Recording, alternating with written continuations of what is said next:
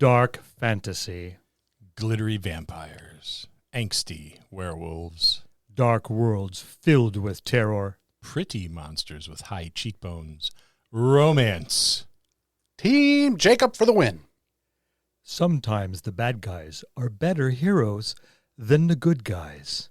It's dark fantasy when the bad guys are the good guys. This week on the Dungeon Masters Dojo.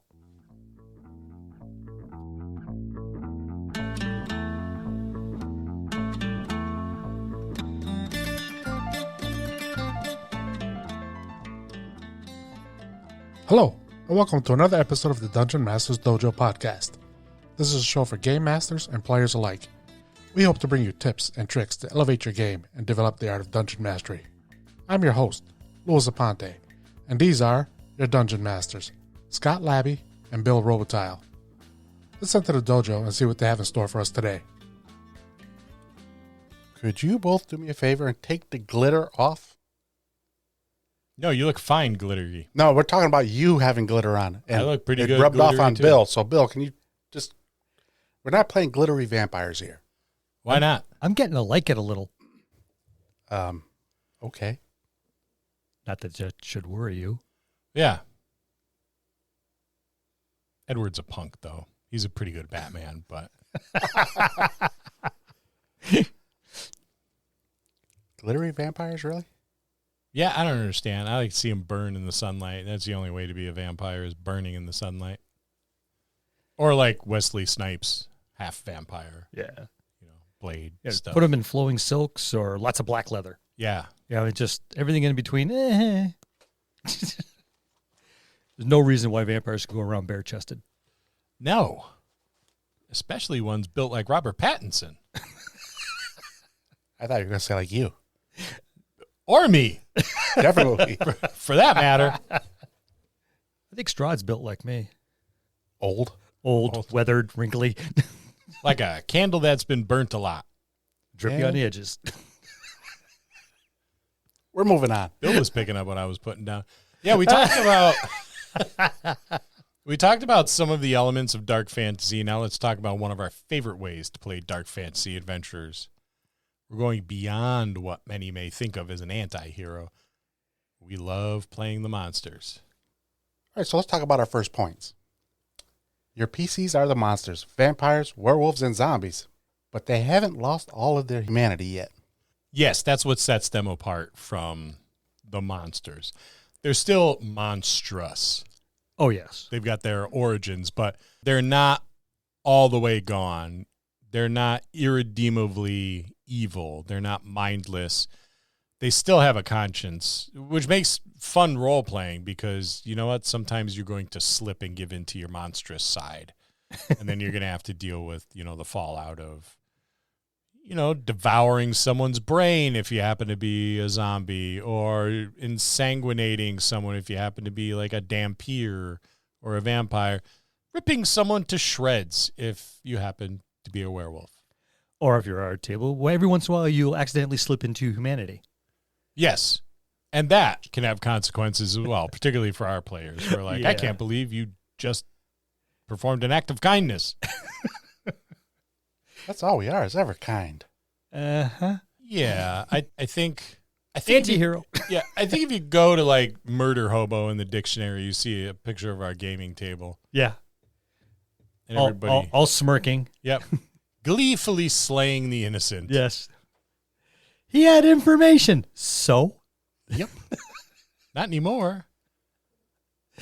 We'll torture the next person for the information. Simply asking just never comes into play. Yeah, you're gonna want Straight to finger breaking. some struggles at your gaming table with the monstrous side, the good side versus the evil side. You know, the angel and the demon on opposite shoulders. That makes for a good role play experience. I It does. think. And this is not something for the fan of heart either. I was going to say, because as a DM, how do you rein that in so it doesn't get carried away too far where there is no more humanity? Well, that should be established like session 0. Here we're going to explore like our wicked side a little bit, but for the campaign to continue and be an entertaining campaign, you really can't let yourself fully give in to your monstrous side. Well, I would state at the session 0 immediately saying, and if it looks like it repeatedly keeps going to that side, it will no longer be a PC. It will be my NPC. Start making another character. And with the amount of time and effort a lot of people put into their characters, the last thing I want to do is just give them up. Yeah, and if you're going to give in and lose yourself in your inner monster, then it has to be at the right time, like at the end of the campaign. But it's got to build to that point where, the struggle becomes too much for the character to kind of rein that side in, and they become lost. And then I think it works. Yeah, so that kind of leads us into our second points, because they are battling inner demons, both literally and figuratively. Yes. Yeah. Yeah. It's that Jekyll and Hyde thing. Now, a quick question for both of you. Would you introduce this particular scenario to new players? No. Nope. Yeah. I have the same thought as well. Yeah. You need your seasoned veterans to be able to walk that line between good and bad and know when to step to one side or the other without giving in if you want the campaign to last for any kind of time. Let me take that back. I think it really depends on the person, because supposedly, let's say we have Nova here, who has a little bit of theater background. Yep. Do you think she'll be able to pull that off? Yeah, I think so. Yeah, true. So it really depends on the maturity and the background of the person, I think. But for your average beginner, no way. Yeah. I think definitely, take it on an individual basis, certainly, but the whole table's got to be able to pull it off, really, for it to work. Yeah, and you could very likely have your monstrous characters here who are opposed to one another philosophically, or vampires and lycanthropes have always been at each other's throats, quite literally. So it's that's a dynamic that's going to be fun to play with, but you can't let it go too far. Right. Or it's going to be a short campaign, and it's not going to be much fun. Oh, it'll be fun for about a whole 30 seconds. Then everybody's going to be, I'm bored. Yep. And they'll be, or pissed at each other. Yep. When the fallout is all done. And I think letting them give in to their inner demons is part of the fun, but I can see the vampire sneaking around and draining someone in private of their blood. Well, I ran a table similar to this where there's a bunch of monsters way back when, and one little tool I used, because I did have a lot of newer players that were learning. I got a 3-minute egg timer, little hourglass, and whenever someone started going monstrous, I would take the edge, I'd set it in front of them, I'd turn them over, and it was predetermined that that's how much time you have to do what you're going to do. But when that's done, you are no longer going to do it. You better be out of it. And again, I threatened to take their character away from them as an NPC, and I was going to use it against the party. And after a while, I didn't have to use it anymore. It would be very, very brief. But they'd slip into it and go, and then they'd back up. Oh, gee, I'm sorry, I did it. I let into the urges, and it wasn't very often that they did it. So between those two mechanics, it was very easy to keep the reins on the group. That's a pretty cool idea and tool to use, because it does let everybody walk the wild side for a moment, but then it brings them back in. Dip your toe in, but don't jump in the whole way. Well, yeah, you can't, like Bill said. And it is a visual reminder. You're looking at it like, and if you didn't finish what you finished, oh well. You find a way to snap out of it, or I'll do it for you. Like having a moment of rage. Right. And usually I told them is when you're done, you take it and you lay it down. And that way I know you're done, and I can pick up the story from there and then run with whatever you just did. So they'd pick up the timer whenever they're done, whatever they were doing, whether it was literally just 10 seconds, 15 seconds, or whatever. They had 3 minutes. And you can get an awful lot done in 3 minutes. Yeah. Unless it's real combat. time. Real time, unless it's combat, but real time. But this is what I'm going to do. And then when they were done, they just laid it down on the table or handed it back to me. And they had their little moment of, I'm going to the wild side. And I let everyone do it, and you had a limit of one time a gaming session. You didn't have to use it if you didn't want to, but it was there. No, they were not cumulative. I was about to ask that, because that would have been. Nope. I would have used it. No, they were not cumulative. Really, but it was a simple mechanic. The big takeaway here is that 3 minutes is indeed a long time. Yeah. So remember that, ladies. That's coming from Scott. But I mean, after a while, I didn't have to use it. It was a kind of like a conditioning tool. And after that, I just stopped bringing it out. They already knew that. For a while, they'd started. I just kind of give a glance at my watch, even if I wasn't wearing one. I would look at my wrist, and they're like, okay. They knew they all had a limited amount of time, and they're really good at keeping within the constraints. And I found it got shorter and shorter, but it gave them the opportunity. That brings us to because these kids, or not kids, but these characters or children of these two worlds, they are from the mortal world and the supernatural world. So they're straddling the boundary between our mortal world and the supernatural one. So they may be comfortable with other supernatural creatures, such as those members of the party. They may be comfortable with ghosts, undead. It may not be as frightening to them outwardly, but certainly inwardly, it's like, okay, this is the road I'm traveling on. I could be like that mindless zombie, or I could be that irredeemably evil vampire someday, or, a bloodthirsty werewolf with no control. How long can I stave that off? Well, not only that, just think about the threats that they now face. There's more threats that can harm them. Oh, you're getting threats from both worlds. Yeah. And I think the challenge for the Game Master is being able to pose threats from both worlds, but also pose the good points, the allure to both sides as well. Yeah. This is what the benefits you get from, embracing humanity. These are the benefits you get from embracing your monstrous side.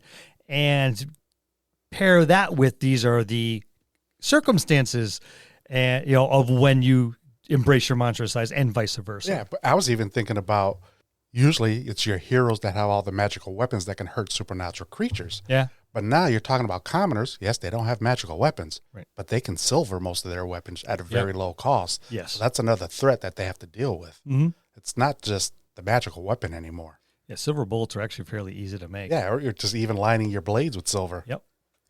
So and the tragedy here is that these commoners may know the characters as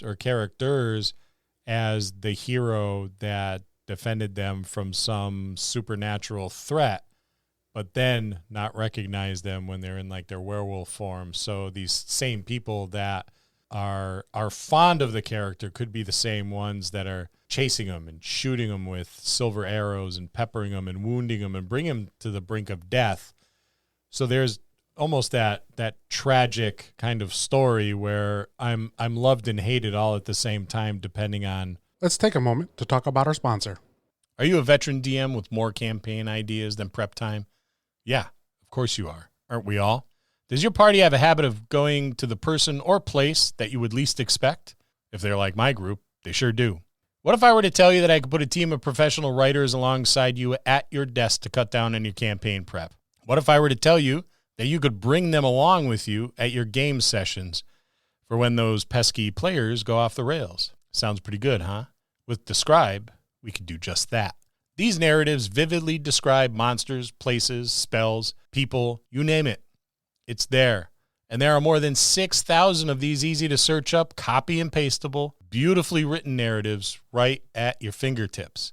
Describe has graciously provided us with a discount for our listeners. Head on over to describe.com/DMD. Use the code DMD at checkout to try Describe for 2 weeks free. Links will be in the show notes. And now, back to the show. On what my presentation is. Yeah, because I was even thinking about kind of on a storyline that you just said, but instead of them already having these abilities, whatever, they saved the town or the area from X, but because they did that, they became cursed, and now the people, they know hey, this has just happened. We can't have them here either. Yeah. Or it's a slow transition. Yeah. They've been infected or cursed, and it's not immediately apparent, and slowly starts building, and these urges start building, and they're going out and not remembering, and then slowly become cognizant of what they're doing. There's so many now they're different trying to hide scenarios. it, and now they're skating on that. I'm being vilified as well as glorified, and it's there's the morality twist, which plays on not only the character but the player as well.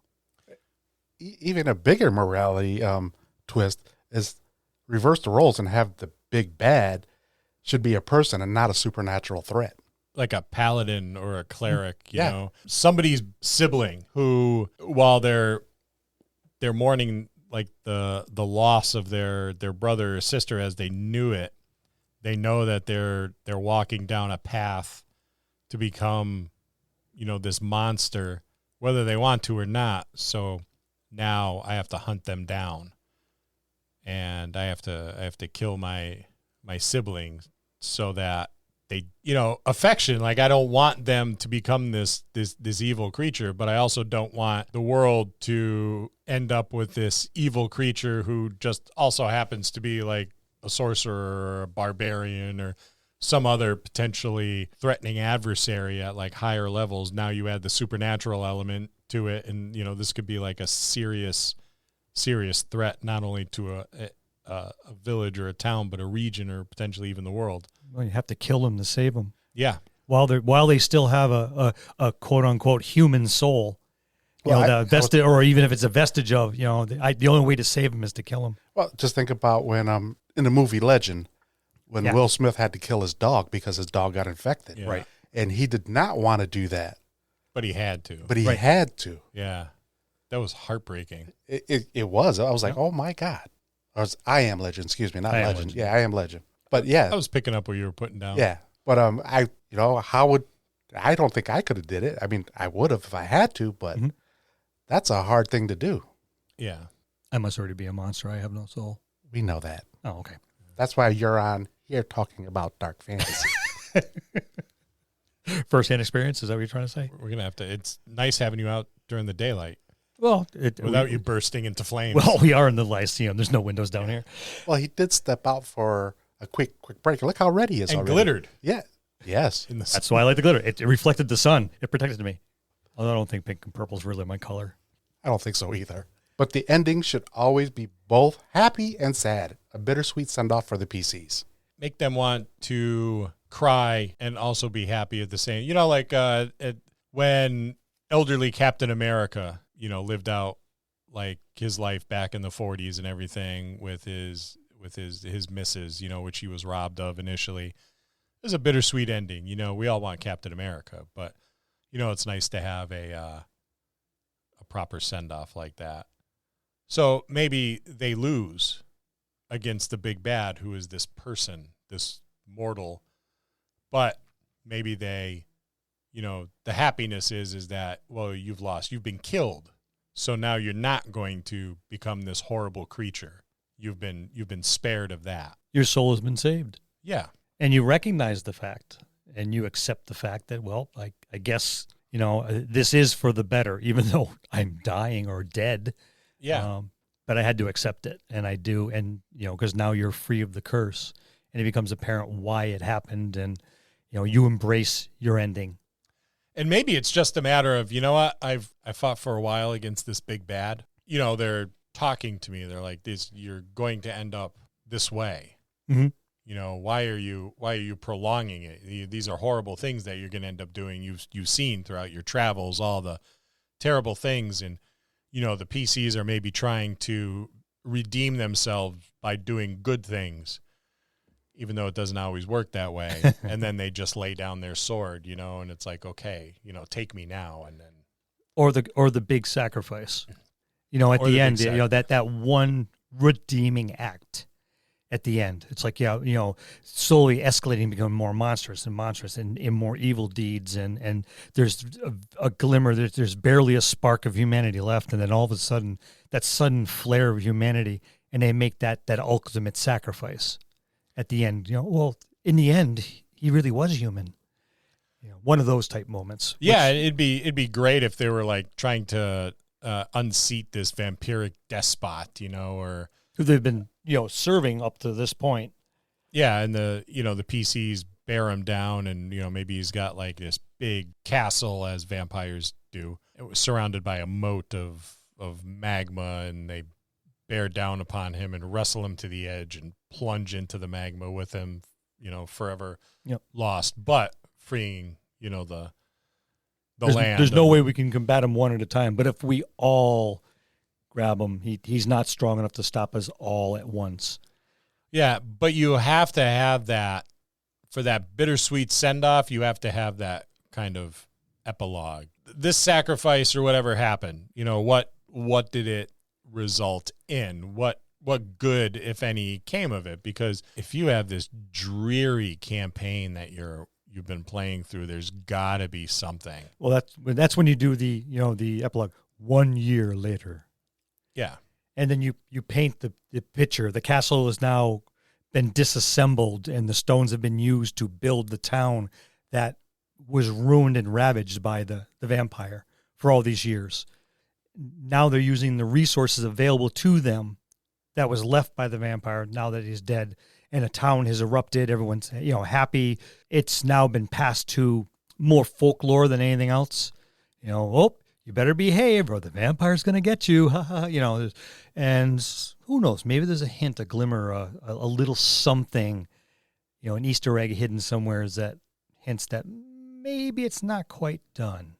Yeah. But in the meantime, everything's honky-dory and everything's glorious. And, the once monsters, no one's remembering them in their monstrous form. They're only remembered in their human form. There's statues and, maybe there's a statue of, the humanoid version of them tackling the vampire and hanging over a precipice, knowing that that's the moment that humanity won out.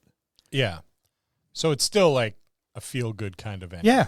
Yeah. I like that. You may feel free to use it. Oh, thank you. Well, I was talking to our listeners. Well, yeah, you can use it. We haven't copyrighted it. You're fine. So yeah, bittersweet. And if the PCs die in the end, oh well. Or maybe they're saved. Maybe instead of dying, they are all incarcerated.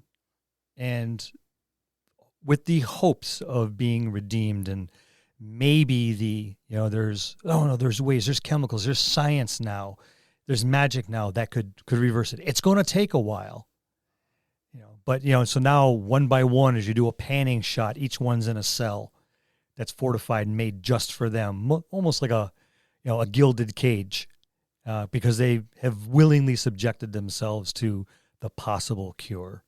And that opens up a whole gambit of other stuff for another campaign. So, there's a couple of different ways to go around. I mean, you don't necessarily have to go the Japanese animation route where the heroes always die at the end. No, that's grim. Yeah. I mean, it happens a lot, and it does make for a good ending sometimes, and even some of them die and some don't. But there are other ways. And that's Dark Fantasy, when the bad guys are the good guys. We'll see you next time in the dojo. That's going to conclude this episode. Thanks for tuning in and listening. Please subscribe to the podcast for more great content. If you'd like to hear a particular topic, you can reach us on Facebook at the Dungeon Masters Dojo, or you can drop us an email at thedungeonmastersdojo@gmail.com. Thank you, and have a good day.